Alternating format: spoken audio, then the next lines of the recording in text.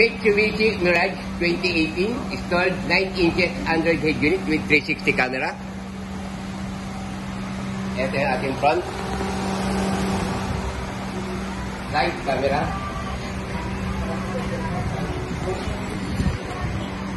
Rear camera. Yan yung sa dashcam niya. Ito sa dashcam. Another side camera.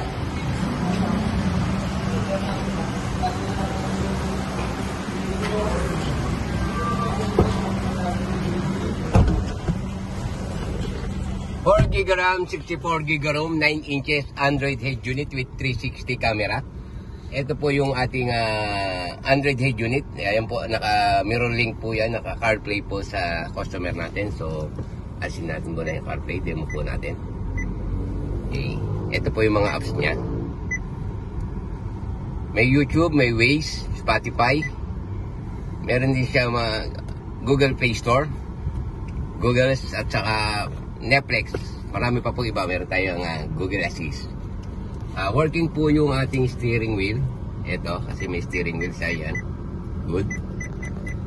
Tapos yung pong steering wheel natin, yung mode, naka-dedicate po kay 360 camera. Once na pinindot nyo po si mode, lalabas po si 360. Yan siya. Full calibrated po yung ating 360. Yan. Tapos pindutin mo lang ulit, exit siya.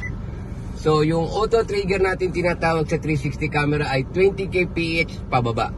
Ibig sabihin, 20 kph po pababa kapag nag-signal light tayo, gagana po siya. Left signal. Ayan natin. Ayan. Right signal. Okay. Hazard. Siyempre, both side po siya pag hazard. Then, priority po yung reverse. Reverse. Okay? Working po yung ating and then recording din po yung ating 360. Gusto mo i-view yung record? Punta ka lang kay File Manager po. Ganito. So, makikita mo yung record po ng 360. Ayan.